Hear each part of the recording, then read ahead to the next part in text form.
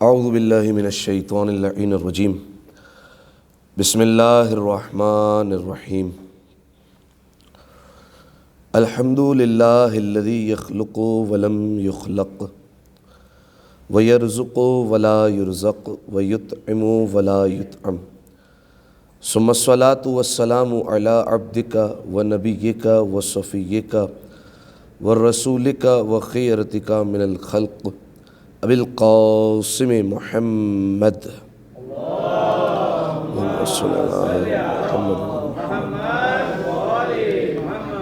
وعلى اہل بیتہ الطیبین الطاہرین المعصومین المظلومین سیما ابن عمہ علی علیہ السلام وهو النبأ العظیم والصراط المستقیم والقرآن الکلیم وهو الصدیق الاکبر والفاروق الاعظم وحبل اللہ المتین وامام المسلمین ووصی رسول رب العالمین واللعنۃ الدائمۃ علی اعدائہم اجمعین اما بعد فقد قال اللہ سبحانہ وتعالی فی محکم کتابہ المبین بسم اللہ الرحمن الرحیم حرمت علیکم المیتۃ والدم واللحم الخنزیر وما احل لغیر اللہ بہ صلوات علی محمد وآل محمد اللہم صلی علی محمد وآل محمد۔ تمام تر تعریفیں اس ذات واجب الوجود کے لیے کہ جس نے ہمیں روز جمعہ دیکھنا نصیب فرمایا، اور تمام تر شکر بھی اسی کی بارگاہ میں کہ جس نے نماز جمعہ جیسی سعادت سے ہمیں ہمکنار فرمایا۔ مزید توفیقات میں اضافے کے لیے، اپنے نفوس کی اصلاح کے لیے، اور بالخصوص تقوی کی دولت سے مالا مال ہونے کے لیے ایک دفعہ مل جل کر بآواز بلند صلوات پڑھ دیں۔ اللہم صلی علی محمد وآل محمد۔ سامعین محترم، مسلسل ہماری گفتگو گناہان کبیرہ کے حوالے سے ہو رہی تھی۔ آپ کی خدمت میں اس بات کو بار بار بیان کیا گیا کہ پروردگار عالم نے جب انسان کو اس دنیا میں بھیجا تو کچھ چیزوں کا پابند کر کے بھیجا ہے۔ انسان کا معاملہ دوسری مخلوقات کی طرح نہیں ہے۔ دوسری مخلوقات کو پروردگار عالم نے اگرچہ عبث پیدا نہیں کیا، پروردگار عالم نے جتنی مخلوقات خلق کی ہیں کوئی نہ کوئی مقصد موجود ہے، کوئی نہ کوئی سبب پوشیدہ ہے۔ عرش پر جو چمکتا ہوا یہ سورج نظر آتا ہے، اس کا بھی کوئی مقصد ہے، اور فرش پر یہ موجود جو ذرہ نظر آتا ہے، اس کا بھی کوئی نہ کوئی مقصد موجود ہے۔ جسے پروردگار عالم نے خلق کیا ہے اس کا کوئی نہ کوئی مقصد موجود ہے، بلا وجہ اور بے وجہ اور عبث پروردگار عالم نے کسی شے کی بھی خلقت نہیں کی، یہ بات طے شدہ ہے۔ جیسے کہ مشہور و معروف روایت بھی ہے کہ چھٹے امام کو جب منصور دوانکی نے اپنے دربار میں بلایا تھا، اور منصور کو ایک چھوٹی سی مکھی آ کے بار بار تنگ کر رہی تھی اور وہ بار بار اڑا رہا تھا، تو اس نے غصے میں آ کر ایک جملہ کہا تھا جلال میں آ کر کہ کیا ضرورت تھی پروردگار عالم کو اس مکھی کو بلا وجہ خلق کرنے کی۔ تو چھٹے امام اس وقت جلال میں آئے تھے، اور چھٹے امام نے کہا تھا کہ خبردار، پروردگار عالم پر کسی قسم کی تہمت نہ باندھنا، پروردگار عالم پر کسی قسم کا الزام مت لگانا کہ اس نے اس شے کو بھی بے کار خلق کیا اور عبث خلق کیا ہے۔ تو اس نے کہا بھلا اس مکھی کو خلق کرنے کا کیا مقصد ہے؟ تو امام نے کہا اس مکھی کو خلق کرنے کا ایک مقصد جو پروردگار عالم کی نگاہ میں ہے وہ یہ کہ تم جیسے مغروروں کا اللہ غرور توڑ سکے، کہ جب ایک چھوٹی سی مکھی پر تم حکومت نہیں کر سکتے تو پوری امت پر کیسے حکومت کر رہے ہو، ٹھیک ہے۔ تو یہ خیر مثال کے طور پر آپ کی خدمت میں اس بات کو بیان کیا کہ جو پروردگار عالم نے خلق کیا اس کا کوئی نہ کوئی مقصد رکھا ہے۔ پھر جتنی مخلوق پروردگار عالم سے جتنی قریب ہے، پروردگار عالم نے جتنی اعلیٰ مخلوق خلق کی ہے اس کے ذمے اتنے ہی کام لگا دیے، ٹھیک ہے۔ جیسے فرشتوں کو خلق کیا ہے تو فرشتوں کے ذمے کچھ کام ہے، اسی طریقے سے جنات کو خلق کیا ہے تو جنات کو بھی جو ہے وہ جنات بھی آپ جانتے ہیں مکلف ہے ہماری طرح، ٹھیک ہے۔ یعنی جو پروردگار عالم نے قرآن مجید میں فرمایا وما خلقت الجن والانس الا لیعبدون، میں نے جنوں کو اور انسانوں کو دونوں کو خلق نہیں کیا مگر صرف اور صرف اس لیے کہ وہ میری عبادت کر سکیں۔ قیامت کے دن ہم صرف ہمارا انسانوں کا حساب نہیں ہوگا، جنات کا بھی حساب ہونے والا ہے کہ انہوں نے فلاں واجبات کو جو ہے وہ کیوں ترک کیا، فلاں محرمات کو کیوں انجام دیا، ان کا بھی حساب کتاب ہوگا۔ حتیٰ کہ روایت میں تو یہاں تک ہے کہ جانوروں کا بھی آپس میں حساب کتاب ہوگا۔ وہ کیوں، کس وجہ سے؟ دیکھیں جانوروں کا تعلق جنت اور جہنم سے نہیں ہے، ان کو نہ جنت میں بھیجا جائے گا نہ جہنم میں بھیجا جائے گا۔ کچھ جانور ہیں جو جنت میں جائیں گے، ٹھیک ہے، جیسے اصحاب کہف کا کتا، صحیح ہے، جو ان کی وفاداری کی تھی اس نے اور وہ اس وقت نہیں بھونکا تھا، اور اس نے اصحاب کہف کی حفاظت کی، تو اب یہ پروردگار عالم نے انعام رکھا کہ یہ اب جو ہے وہ جنت میں جائے گا. ٹھیک ہے، اس طریقے سے کچھ جانور ایسے ہیں کہ جن کے متعلق یہ کہا گیا کہ یہ جنت میں جائیں گے، لیکن باقی جانوروں میں جنت اور جہنم کا معاملہ نہیں ہے. تو اب جب جنت اور جہنم کا معاملہ نہیں ہے تو پھر حساب و کتاب کا کیا فلسفہ ہے؟ حساب و کتاب کا فلسفہ یہ ہے کہ جانور بھی، کیونکہ پروردگار عالم تو عادل ہے نا، پروردگار عالم تو ظلم نہیں کرے گا. اگر کسی پر ظلم ہوا ہے تو اس کا حساب تو لیا جائے گا. روایت کے جملے، قیامت کے دن اگر بالفرض ایک جانور بھی پروردگار عالم سے کہے گا کہ فلاں نے مجھے مارا تھا، فلاں نے مجھے اذیت پہنچائی تھی، تو حساب و کتاب لیا جائے گا. اگر انسان نے کیا ہے تو حساب و کتاب لینا ہے، اور اس کو جو اذیت دی ہے وہ تو حساب و کتاب ہوگا. لیکن اگر جانور شکایت کر دے کہ فلاں جانور نے مجھے سینگ مارا ہے، ٹھیک ہے، دنیا میں، تو اس کا بھی حساب کتاب جو ہے وہ ہوگا اور رہے گا، جانے نہیں دے گا. پروردگار عالم حکم دے گا کہ اب یہ بھی اس کو ایک سینگ مارے اور دونوں کو ہلاک کر کے ختم کر دیا جائے گا، وہ معاملہ ختم ہو جائے گا. ٹھیک ہے، تو خیر پروردگار عالم نے جو مخلوقات خلق کی، جتنی اعلیٰ مخلوقات ہوتی گئی اس کے ذمہ کوئی نہ کوئی کام رکھا. اس میں سے جسے ہم کہتے ہیں سب سے اشرف المخلوقات انسان. کیسے ہو سکتا ہے پروردگار عالم جو ہے وہ ایک مکھی کا تو مقصد رکھے لیکن دنیا کو بھیجے، تو دنیا میں انسان کو بھیج کر کہے کہ تم آزاد ہو اور تمہیں ہم نے جو ہے وہ دنیا میں ایسے ہی بھیجا ہے؟ یہ تو ہو نہیں سکتا، ممکن نہیں ہے نا. یہ میں نے کیوں کہا؟ یہ اس وجہ سے کہا کیونکہ آج کل آپ کو بعض لوگ جو ہے وہ ایسے کہتے ہوئے نظر آئیں گے کہ دنیا یہ زندگی 4 دن کی ہے، اگر یہاں پر آئی گئے تو کھل کر انجوائے کر لیا جائے. ٹھیک ہے، کھل کر جو ہے وہ آزادانہ طور پر زندگی جی لی جائے. یہ کیا جو ہے وہ فلاں حکم لگا دیا گیا کہ فلاں چیز کھانا حرام ہے، فلاں چیز پینا حرام ہے، اس کے ساتھ بیٹھنا حرام ہے، اس کے ساتھ اٹھنا حلال ہے. یہ ساری کی ساری چیزیں کیا ہے، یہ ہمیں سمجھ میں نہیں آتی. ہم تو اپنی جو ہے وہ زندگی جینے کے لیے آئے ہیں، لہذا زندگی جئیں گے.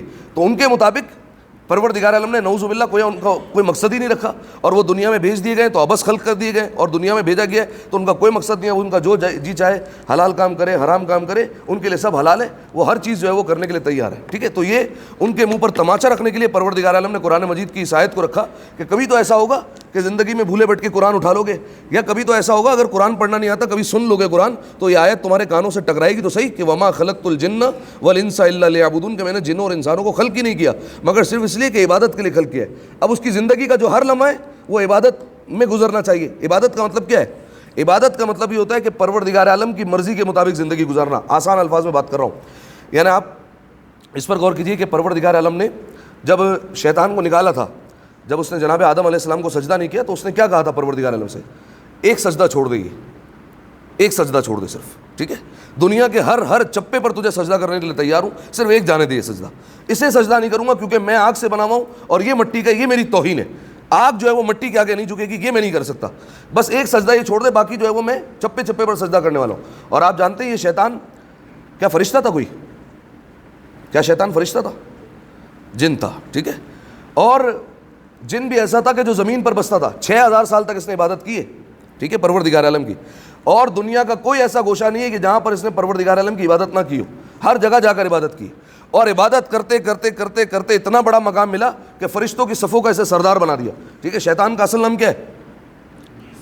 نہیں، ابلیس نہیں، ایک اور نام ہے. جیسے یہ نام ہے نا، جبرائیل، میکائیل، عزرائیل، اسرافیل، آسن، عزازیل. ٹھیک ہے، یہ شیطان کا نام تھا.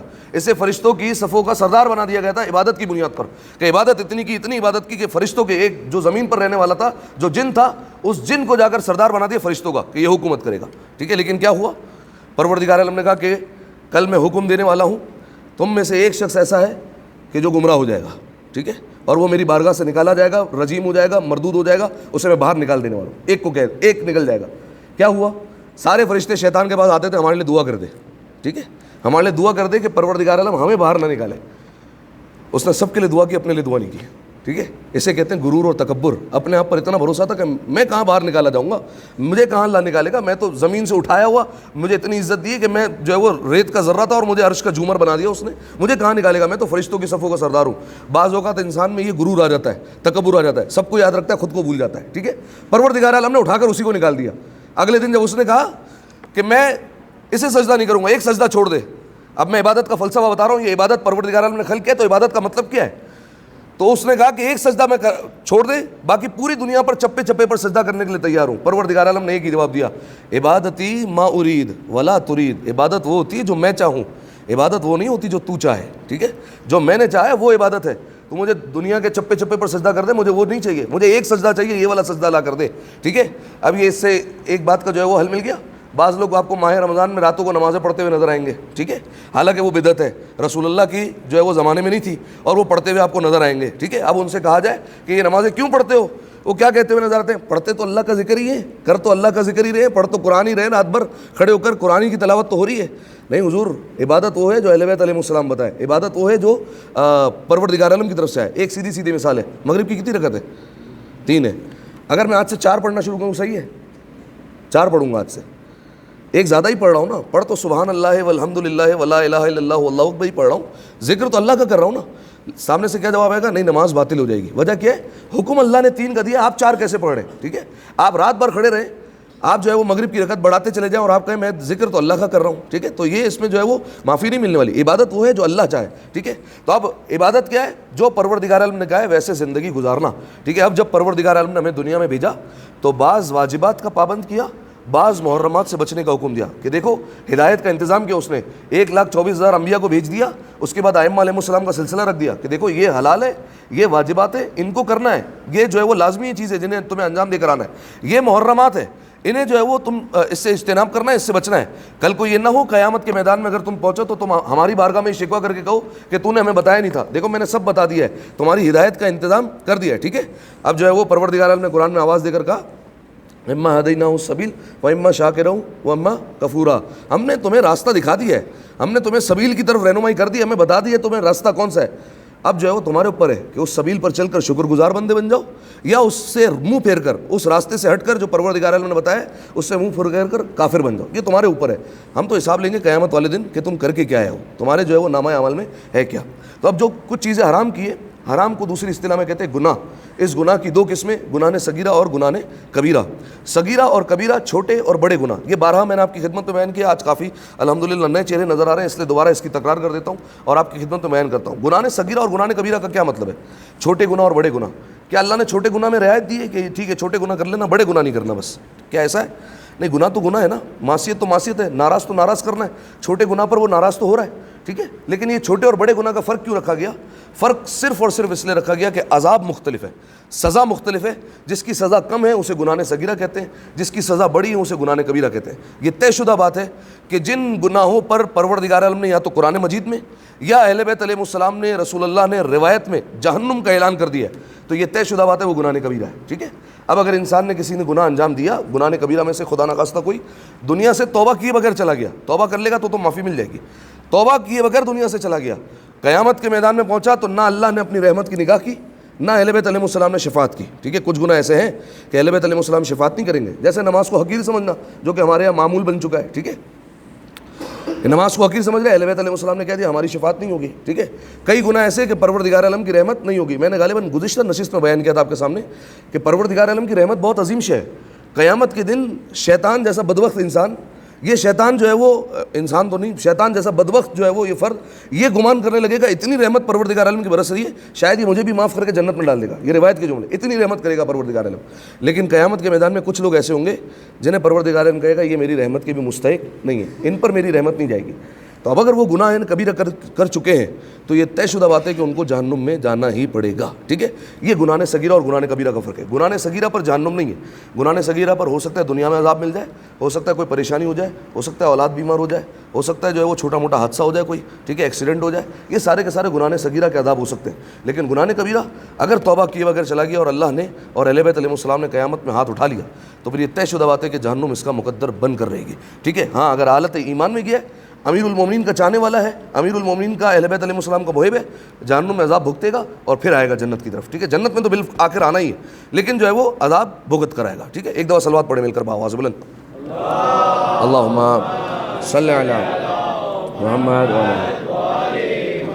اب کئی گناہوں کے حوالے سے ہماری گفتگو ہوئی ہے, شرک کے حوالے سے, آق کے والدین کے حوالے سے, جھوٹ کے حوالے سے, غیبت ہے, موسیقی ہے, رشوت ہے, سود خوری ہے, حرام خوری ہے, نشہ و اشیاء ہے, کئی جو ہے وہ آپ کے سامنے بیان کی. اور آج یہ الحمدللہ تقریباً جو ہے وہ گناہ کبیرہ کے حوالے سے ہماری یہ 50ویں نشست ہونے والی ہے, اور تقریباً جو ہے وہ کتنی 48 ہو گئی, 48ویں نشست ہو گئی گناہ کبیرہ کے حوالے سے. اور اس میں ہم نے مسلسل آپ کی خدمت میں گناہ کبیرہ بیان کیے, ان کی کیا مذمت تھی اہل بیت علیہ السلام کی روشنی میں, وہ آپ کی خدمت میں بیان کیا. اب جو ہے موضوع تقریباً اپنے اختتام کو جو ہے وہ پہنچ چکا, اور ہو سکتا ہے آج کی نشست آخری ہو یا اگلی نشست جو ہے وہ آخری ہو. آج جس گناہ کبیرہ پر بات کرنی ہے پیش آنے والا مسئلہ ہے، وہ کیا ہے؟ مردار، خون اور سور کا گوشت کھانا، ٹھیک ہے؟ یہ بھی گناہ کبیرہ میں سے۔ آپ کے سامنے جس آیہ مجیدہ کو میں نے تلاوت کیا وہ سورہ مبارکہ نحل کی نہیں، سورہ مائدہ کی تیسری آیت ہے۔ سورہ مائدہ کی تیسری آیت میں پروردگار عالم کہہ رہا ہے حرمت علیکم المیتہ، تم پر حرام کر دیا گیا ہے مردار کو، والدم، خون کو، واللحم الخنزیر، اور سور کے گوشت کو، وما اہل لغیر اللہ بہ، اور فرمایا ان کو حرام کر دیا گیا ہے، فرمایا کہ جو اللہ کے علاوہ کسی اور کے لیے ہو، ٹھیک ہے؟ یہ آیت یاد رکھیے گا، آپ اس کو یاد کرنے کا اس لیے کہہ رہا ہوں کہ ہمارے جتنے مخالفین ہیں اس آیت کے ذریعے سے آپ پر اعتراض کرتے ہیں۔ کس بات پر اعتراض کرتے ہیں؟ کہ یہ جو ہم مجلسوں میں نیاز کرتے ہیں امام حسین علیہ السلام کی، یا یہ جو ماہ رجب چل رہا ہے اس میں جتنی نیاز ہوتی ہے وہ کہتے ہیں سب حرام ہے اور سب بدعت ہے۔ وجہ کیا ہے؟ کہ یہ قرآن میں اللہ نے فرما دیا ہے کہ ہم نے جو ہے وہ مردار حرام کیا، خون حرام کیا، گوشت حرام کیا سور کا، اور جو اللہ کے علاوہ کسی اور کے لیے ہو وہ بھی حرام کر دیا ہے۔ تو کنڈے کی نیاز تو آپ چھٹے امام کے لیے کرتے ہیں، یا تو ان کو ہدیہ کرتے ہیں، یا آپ جو ہے محرم میں مجلسوں میں نیاز کرتے ہیں امام حسین علیہ السلام کو جو ہے وہ ہدیہ کرتے ہیں، تو یہ تو حرام ہو گیا۔ حالانکہ جو ہے وہ اس سے جو ہے وہ بچ کر رہیے گا اس اعتراض سے، یہ اعتراض جو ہے وہ قابل قبول ہے ہی نہیں، انہوں نے ترجمہ ہی غلط کیا اس کا، ٹھیک ہے؟ حقیقت میں اس کا مطلب کیا ہے؟ وما اہل لغیر اللہ بہ، اس کا مطلب کیا ہے؟ جس جانور پر اللہ کے علاوہ کسی اور کا نام لیا گیا ہو وہ حرام ہو جاتا ہے، ٹھیک ہے؟ اب ایک جانور ذبح کرنا ہے، اس پر آپ جو ہے وہ اللہ کا نام نہ لیں، یا بالفرض جو ہے وہ کسی مقدس ہستی کا بھی نام لے لیں۔ آپ بالفرض کہیں آج میں جانور کو ذبح کروں گا تو حضرت موسیٰ کا نام لوں گا، اللہ کا نام نہیں لوں گا، ہے تو اللہ کا نبی نا، جانور کیا حلال ہوگا؟ نہیں، حرام ہو جائے گا، ٹھیک ہے؟ اس کا گوشت حرام ہے۔ تو اس آیت میں یہ مراد ہے کہ جن پر اللہ کے علاوہ کسی اور کا نام لیا گیا ہو وہ حرام ہے، ٹھیک ہے؟ اب اس پر ہمیں بات کرنی ہے، مردار پر، خون پر، اور سور کا گوشت اور کچھ جو ہے وہ مسک شدہ جانور، اس پر جو ہے وہ ہمیں گفتگو کرنی ہے، اور بات پھر جو ہے وہ تمام ہو جائے گی۔ ایک دفعہ صلوات عطیہ کریں مل کر آواز بلند، اللہم صلی علی محمد وعلی آلہ۔ اچھا، سب سے پہلے مردار، کوئی بتا سکتے ہیں مردار کسے کہتے ہیں؟ کیا مطلب ہے مردار کا؟ ہاں، مرے ہوئے تو بہت سارے جانور ہوتے ہیں، ہم کھاتے نہیں ہیں۔ مری ہوئی تو مرغی بھی ہوتی ہے، نہیں کھاتے ہے نا؟ مری ہوئی تو مرغی بھی ہے نا، ہاں، ذبح نہیں کیا ہو۔ اچھا، اگر ایک کافر ذبح کر لے تو ذبح تو کیا نا۔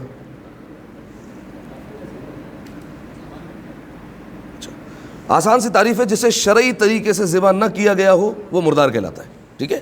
شریعت نے خاص طریقہ بتایا ہے، وہ طریقہ کیا ہے؟ وہ طریقہ یہ ہے کہ تمہیں جانور کو قبلہ رخ کرنا ہے۔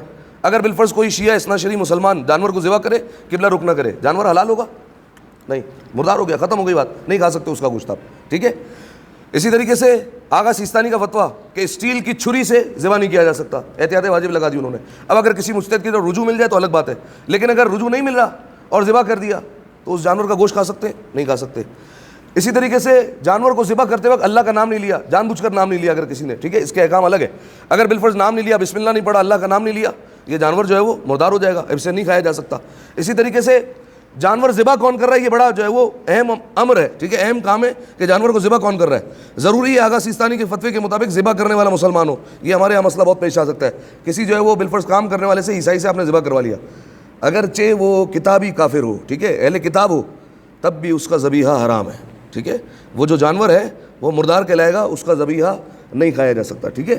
تو آپ جہاں سے دیکھیں، گوشت کے معاملے میں تو تحقیق ضروری ہے، ہماری بات ہوتی رہتی ہے، گوشت کے معاملے میں تو تحقیق ضروری ہے، چاہے آپ مرغی لے رہے ہیں، چاہے مچھلی لے رہے ہیں، چاہے گوشت لے رہے ہیں، کوئی بھی لے رہے ہیں، گوشت کے معاملے میں تو شریعت تحقیق کرے گی، ٹھیک ہے؟ اور شریعت حکم دیتی ہے تحقیق کرو پھر لو، ٹھیک ہے؟ کہ آیا شرعی طور پر ذبح کیا گیا یا نہیں کیا گیا۔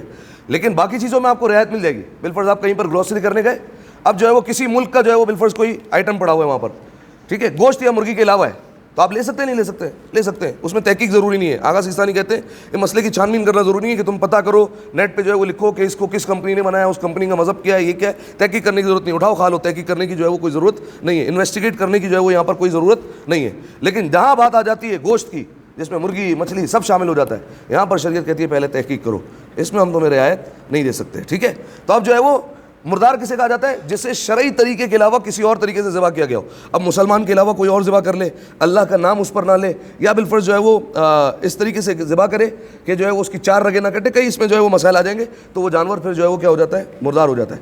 اسی طریقے سے جانور کا خون جو ہے وہ دوبارہ اس کے جسم میں پلٹ کر چلا جائے، ٹھیک ہے، تو یہ جو ہے وہ پورا جانور حرام ہو جاتا ہے, اس کا گوشت نہیں کھایا جا سکتا, ٹھیک ہے, کیونکہ اس خون میں ایسی بیماری ہوتی ہے کہ جو انسان کے لیے مضر ہو جاتی ہے. تو یہ مردار کسے کہا جاتا ہے؟ جیسے شرعی طریقے کے علاوہ ذبح کیا جائے وہ کہلاتا ہے مردار, ٹھیک ہے. اچھا, اب جو ہے وہ ایک دفعہ صلوات پڑھیں میرے مل کر بآواز بلند, اللہ صلی علی. اچھا دیکھیے, شریعت نے جو چیز حرام کی ہے نا اس کے پیچھے کوئی نہ کوئی فلسفہ ہے. ایسے ہی شریعت نے حرام نہیں کیا, بلکہ ہمارے مخالفین یا دوسرے مذاہب والے ہم پر ہنستے رہے کہ تمہارے مذہب نے یہ بھی حرام کیا ہے کہ تو ہم جو ہے وہ کھاتے ہیں, ہمیں کچھ نہیں ہوتا, ٹھیک ہے, لیکن اس کا کوئی نہ کوئی نقصان موجود ہوگا. ایسا نہیں ہے کہ کوئی نقصان نہ ہو, ٹھیک ہے. شریعت نے جو چیز حرام کی اس کے پیچھے کوئی نہ کوئی فلسفہ ضرور رکھا ہوا ہے. امام سے پوچھا گیا, چھٹے امام, امام جعفر صادق علیہ الصلوۃ والسلام سے, اللہم صلی علی محمد, امام سے پوچھا گیا مولا مردار کیوں حرام کیا گیا؟ مردار آپ سمجھ گئے نا, شرعی طریقے کے علاوہ جیسے ذبح کیا گیا. مولا یہ مردار کو کیوں حرام کیا گیا؟ مولا نے فرمایا جو کوئی مردار کے پاس جائے گا اسے کھائے گا, اس کا جسم ایک نہ ایک دن کمزور اور دبلا ہو جائے گا, ٹھیک ہے, کمزور ہو جائے گا, وہ اس کی نسل ختم ہو جائے گی. مردار کھانا والا آدمی کا نقصان یہ ہے کہ وہ کبھی بھی اچانک مر سکتا ہے, اسے اچانک موت کا سامنا کرنا پڑے گا, ٹھیک ہے. کتنا بڑا نقصان ہے. اہل بیت علیہ السلام نے ایک فارمولا دے کر رہتی دنیا تک ہمیں جو ہے وہ اس نقصان سے بچا لیا, اگر تم اس کو فالو کرو. یہ جو ہم پر لوگ اعتراض کرتے ہیں نا, لوگ سوال کرتے ہیں کہ آپ کے مجتہدین, آپ کے علماء کرام, کوئی 100 سال کا ہے, کوئی 105 سال کا ہے, کوئی 90 سال کا ہے, کوئی 95 سال کا ہے, اتنی لمبی لمبی زندگی. آج کے زمانے میں تو ایوریج زندگی 60 سال ہوتی ہے, 55 سال ہوتی ہے, 55 کے بعد کہتے ہیں بونس میں جی رہا ہے, ٹھیک ہے. لیکن جو ہے وہ آپ کے مجتہدین کی زندگی اتنی لمبی, اتنی طویل کیوں ہوتی ہے؟ حالانکہ جو ہے وہ نہ وہ, کیونکہ ان کی سیکیورٹی, ان کا پروٹوکول, ان کی تمام معاملات ایسے, نہ وہ گھر سے باہر نکلتے, ٹھیک ہے. آپ دیکھ لیجیے آغا سیستانی, کیا وہ باہر آتے؟ نہیں آتے گھر سے, عرصے سے جو ہے وہ گھر سے باہر نہیں نکلے, ٹھیک ہے. آیت اللہ وحید خراسانی کی عمر 100 سے عبور کر گئی ہے, ٹھیک ہے. گھر سے کیا باہر آتے ہیں؟ سال میں ایک آدھ دفعہ کبھی ایام فاطمیہ کے جلوس کے لیے نکلا ہے تو نکلا ہے, ورنہ نہیں آتے باہر, ٹھیک ہے. تو نہ وہ واکنگ ہو رہی ہے, نہ ایکسرسائز ہو رہی ہے, نہ کوئی ورزش ہو رہی ہے, اس کے بعد اتنی طویل زندگی, ٹھیک ہے. یہ کیسے ہو سکتا ہے؟ تو انہوں نے ایک ہی جواب دیا, فرمایا جو ہمارے اہل بیت علیہ السلام نے کھانے کے معاملات میں مستحبات اور مکروہات بتا دیے, ہمارے مجتہدین اتنی باریکی سے فالو کرتے ہیں کہ اتنی طویل زندگی ہوتی ہے, ٹھیک ہے.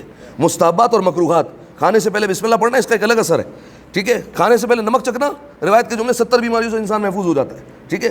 اس طریقے سے کئی معاملات, مستحبات, مکروہات سے بچتے ہیں, اتنی طویل زندگی ہوتی ہے بغیر ورزش کے, بغیر ایکسرسائز کے, ٹھیک ہے. تو یہ جو اعتراض کیا جاتا ہے اس کا جو ہے وہ جواب ہے. مولانا نے فرمایا جو کوئی مردار کھانے والا آدمی ہوتا ہے, اچانک مر جاتا ہے, اسے ایک دن اچانک موت کا جو ہے وہ سامنا کرنا پڑے گا. اچھا, یہ ہو گئی مردار کے حوالے سے بات کہ مردار جو ہے وہ ہم نہیں کھا سکتے, ٹھیک ہے. یا مردار میں جو ہے وہ ساری چیزیں آ جائے گی. بالفرض کوئی عید قربان کے لیے جانور لے کر آیا, اسے کرنٹ لگا, مر گیا, ٹھیک ہے, یہ مردار کہلائے گا. اب جو ہے وہ فیشن چل چکا ہے, کم از کم کراچی کا تو مجھے پتا ہے کہ وہ اگر گائے یا جو ہے وہ کوئی قربانی کے لیے جانور لیں گے تو اس کو چھت پر رکھیں گے, ٹھیک ہے, اور اس کو کرینوں کے ذریعے سے چڑھایا جا رہا ہے اور جانور کو اور اوپر چھت پر رکھا جا رہا ہے. وہ کتنے حادثے ہوئے, کرین کی جو ہے وہ جو روپ ہے وہ ٹوٹی اور جو ہے وہ جانور گر کے مر گیا, ٹھیک ہے. تو یہ جو مر گیا جانور, تو یہ کیا کھانا حلال ہے؟ نہیں, حلال نہیں ہے, اسے شرعی طور پر ذبح نہیں کیا گیا, ٹھیک ہے. لہٰذا اس کو کھانا جائز نہیں ہوگا. اس میں کئی طریقے آ سکتے ہیں, درخت سے ٹکرا کے مر گیا, گر کر مر گیا, کہیں اونچائی سے مر گیا, کنویں میں گر گیا, کوئی بھی ہو, شریعت کے علاوہ کسی طریقے سے بھی ذبح کیا جائے تو یہ مردار جو ہے وہ کیا ہوتا ہے؟ حرام ہوتا ہے. اچھا, ایک بات میں نے آپ کے سامنے بیان کی کہ جو ہے وہ قبلہ رخ کر کے کرنا ہے اور مسلمان جو ہے وہ ذبح کرے. مچھلی کا کیا حکم ہے؟ مچھلی کا کیا حکم ہے؟ وہ کھا سکتے ہیں ایسے ہی؟ ہاں, چھلکے والی تو ہونی چاہیے, چھلکے والی کی بات کر رہا ہوں. وہ کھا سکتے ہیں ایسے ہی؟ چھلکا کہنے کا مطلب یہ, اگر کافر اسے نکالے پانی سے,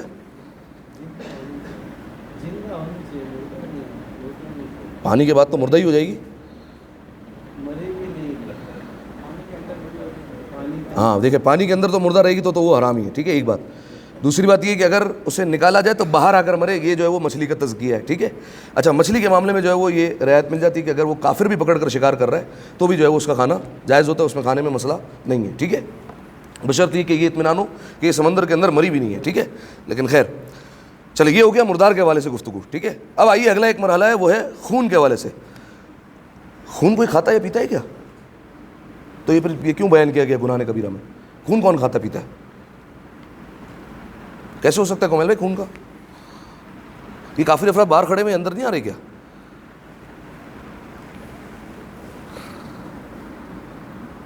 ہے بھائی, خون کیسے کھاتے ہیں؟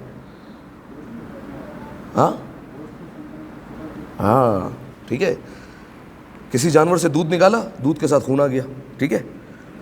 کوئی جانور جو ہے وہ ذبح کیا گیا, گوشت پر جو ہے وہ خون لگا ہوا ہے. اگرچہ جو ہے وہ جانور سے ایک مقدار تک خون نکل گیا تو خون پاک ہو جاتا ہے, اندر جو خون رہ گیا وہ پاک ہے. لیکن یاد رکھیے گا یہ ہمارے یہاں بہت زیادہ جو ہے وہ کمیونیکیشن ہوتی ہے اور جو ہے وہ یہ بات سمجھنے میں جو ہے وہ مشکل ہوتی ہے. پاک ہونا اور ہے, کھانا حلال حرام ہونا اور ہے, دونوں الگ الگ چیزیں. ٹھیک ہے, ہم یہ کہتے ہیں اگر بالفرض اندر خون جو رہ گیا وہ حلال ہے یعنی پاک ہے تو اب اس کا کھانا بھی حلال ہے. ایسا نہیں ہے. مٹی پاک ہے یا نجس ہے؟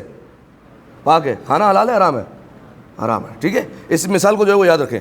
اسی طریقے سے جانور کے اندر جو خون رہ گیا وہ ہے تو پاک, لیکن کیا اس کو کھا سکتے ہیں؟ کیا نہیں, کھا نہیں سکتے. ٹھیک ہے, اس کو کھایا نہیں جا سکتا. اگر جو ہے وہ بالفرض گوشت کے ساتھ لگا ہوا خون دیکھے, کبھی انڈے میں جو ہے وہ خون نکلا ہے, کبھی دودھ کے ساتھ خون آ جائے تو اس کا کیا کھانا حرام ہے؟ کھانا جو ہے وہ حلال ہے؟ نہیں, جو ہے وہ حلال نہیں ہوگا. بلکہ جو ہے وہ معصوم نے فرمایا, چھٹے امام نے فرمایا کہ جو خون کو کھا لے, ٹھیک ہے, یعنی جانور کے دودھ کے ساتھ گوشت کے ساتھ, وہ قلب کے مرض میں جو ہے وہ مبتلا ہوگا. ٹھیک ہے, شدید پیاس پن کے یا پاگل پن کے مرض میں مبتلا ہو جائے گا, سنگ دل ہو جائے گا, اس کا دل جو ہے وہ سخت ہو جائے گا. ٹھیک ہے, اس کے اندر مہربانی کی کمی ہو جائے گی. ٹھیک ہے, لوگوں پر مہربان نہیں ہوگا وہ. ٹھیک ہے, ماں باپ عزیزوں دوستوں کو قتل کرنے سے بھی گریز نہیں کرے گا. ٹھیک ہے, یہ خون کھانے کا نقصان ہے. یعنی جو ہے وہ خون جو ہے وہ جو کھاتے ہیں وہ آدم خور کھاتے ہیں. ٹھیک ہے, تو ان کی آپ حالت دیکھ لیجیے وہ کیا ہوتی ہے کہ وہ کسی انسان کو بھی مارتے ہوئے جو ہے وہ سوچتے نہیں ہے. تو یہی اس کی انسان کی حالت ہو جاتی ہے کہ اگر وہ خون کھانا مسلسل شروع کر دے, پرواہ نہیں کرے, گوشت میں خون لگائے, ٹھیک ہے, بنا ڈالو اس کو ایسے ہی, ٹھیک ہے, ایسے ہی کھا لیں گے. تو یہ اس کا انجام یہ ہوتا ہے کہ وہ دوستوں کو, ماں باپ کو قتل کرنے سے گریز نہیں کرتا, اس کے دل سے رحم دلی ختم ہو جاتی ہے, سنگ دل ہو جاتا ہے, پیاسا جو ہے وہ مر جاتا ہے, پاگل پن جو ہے اس پر سوار ہو جاتا ہے, دل کے امراض اس پر ہو جاتے ہیں. یہ کئی جو ہے وہ چیزیں آ جاتی ہیں. اس کے علاوہ جو ہے وہ کئی فہرست بنی ہوئی ہے پوری میرے سامنے جو اہل بیت علیہ السلام نے بیان کی.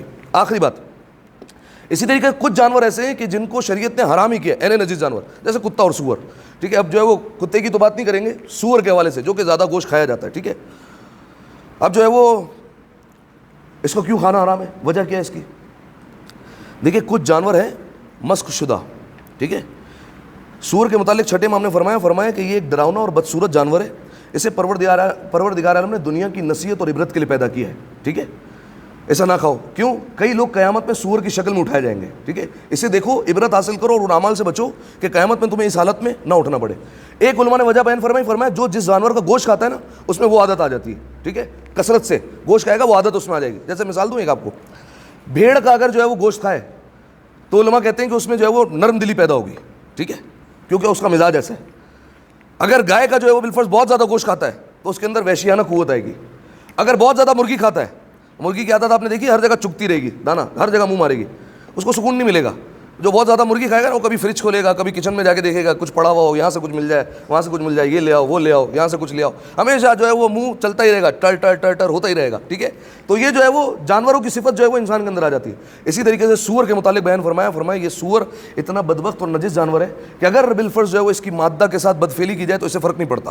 ٹھیک ہے, انسان کے اندر یہ صفت آ جاتی ہے کہ وہ اپنے نعوذ باللہ کھاکم بدہن, یہاں پر جو ہے وہ میں کیونکہ کتاب کر رہا ہوں تو اس کا تقدس رکھتے ہوئے میں جو ہے وہ بات کر رہا ہوں کہ وہ اس کے اندر وہ صفت آ جاتی ہے کہ وہ اگر اپنے محرم کو کسی کے حوالے کر دے اسے کوئی پرواہ نہیں پڑتا. ٹھیک ہے, اتنی بےغیرتی انسان کے جو ہے وہ اندر بھر جاتی ہے. ٹھیک ہے, شریعت نے, میں نے ابتدا میں جو جملہ کہا, شریعت نے جس چیز کو حرام کیا اس کا کوئی نہ کوئی سبب ہے, کوئی نہ کوئی مقصد ہے. ٹھیک ہے, یہ جو اس پر لوگ ہنستے ہیں ہم پر, ٹھیک ہے, کہ سور کا گوشت کھانے میں کیا مسئلہ ہے, ٹھیک ہے, یہ مسئلہ ہے حضور.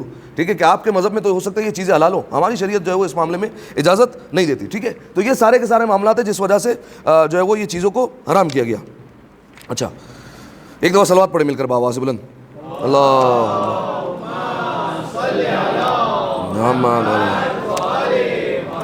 خیر کئی چیزیں بیان کرنے سے رہ گئی اور کئی جو ہے وہ میں چیزیں دیکھ کر آیا تھا جو بیان کرنی تھی آپ کے سامنے, لیکن خیر بات کو یہ رکتے ہیں. اسی طریقے سے بعض جو ہے وہ جانور جو حرام ہیں ان کو کہا جاتا ہے مسوخات. یہ کسے کہتے ہیں مسوخات؟ مسوخات کہتے ہیں مسخ شدہ جانور. مسخ شدہ جانور کا مطلب کیا ہے؟ مسخ شدہ جانور کا مطلب یہ کہ وہ پہلے انسان تھے اور انہیں بعد میں جو ہے وہ جانور کی شکل میں تبدیل کیا گیا ہے. ٹھیک ہے, ہماری امت میں بھی کوئی تبدیل نہیں ہو سکتا. ٹھیک ہے, وہ اس وجہ سے کیونکہ ہماری امت مرحومہ ہے. امت مرحومہ کا کیا مطلب؟ رسول اللہ جس امت میں آ گئے تو پروردگار عالم نے کئی چیزیں تبدیل کر دی. ٹھیک ہے, کہ اب اس امت پر عذاب نہیں آئے گا. ٹھیک ہے, کہ مسخ شدہ والا, ورنہ پرانے زمانے میں کوئی, ابھی میں آپ کے سامنے گناہ رکھتا ہوں, پرانے زمانے میں گناہ ہوا فوراً جو ہے وہ مسخ ہو گیا, رات کو سویا تو انسان تھا, صبح اٹھا تو جانور میں تبدیل. ٹھیک ہے, یہ میں اس لیے بول رہا ہوں کہ ہماری امت میں اس لیے نہیں ہو سکتا کیونکہ آج سے کچھ عرصہ پہلے مجھے یاد پڑا ہے باقاعدہ کراچی میں جو ہے وہ پیپرز بیٹھے تھے کہ فلاں جو ہے وہ شخص نے قرآن جو ہے وہ زمین پر گرایا تو بندر کی شکل میں تبدیل ہو گیا. ٹھیک ہے, یہ غلط ہے, نہیں ہو سکتا ایسا. کیوں؟ کیونکہ رسول اللہ سے وعدہ کر لیا گیا کہ آپ کی امت مرحومہ ہے. ٹھیک ہے, عذاب مل سکتا ہے, اس کو موت آ سکتی ہے. ٹھیک ہے, اچانک مر سکتا ہے وہ. ٹھیک ہے, حادثہ ہو سکتا ہے اس کے ساتھ، لیکن مسخ ہونا یہ رسول اللہ کی امت کے ساتھ فی الحال خاص نہیں ہے. ہاں یہ رسول اللہ کی امت برزخ میں جا کر مسخ ہو جائے گی، ٹھیک ہے، قیامت میں جا کر مسخ ہو جائے گی، یہ جو ہے وہ دوسری شکلوں میں اٹھائی جائے گی، ٹھیک ہے، جو کہ چوتھے امام کا بھی فرمان ہے. چوتھے امام کو کسی نے کہا مولا اس سال حج پر اتنے سارے لوگ آئے، مولا نے آنکھوں پر ہاتھ پھیر لیا، کہا دیکھو ذرا، اب جو دیکھا کوئی ریچھ کی شکل میں، کوئی سور کی شکل میں، کوئی بندر کی شکل میں. مولا نے کہا انسان نہیں ہے یہ، ٹھیک ہے، یہ مسخ شدہ جانور ہے، لیکن جو ہے وہ تمہیں انسان دکھ رہے ہیں. یہ رسول اللہ کا کرم ہے کہ جو ہے وہ یہ ہم میں سے کوئی، ہماری امت میں سے کوئی تبدیل نہیں ہو سکتا، ٹھیک ہے. اب مسخ شدہ جانور کون کون سے؟ شیخ صدوق نے اپنی کتاب الخصال میں اس کو جو ہے وہ بیان فرمایا.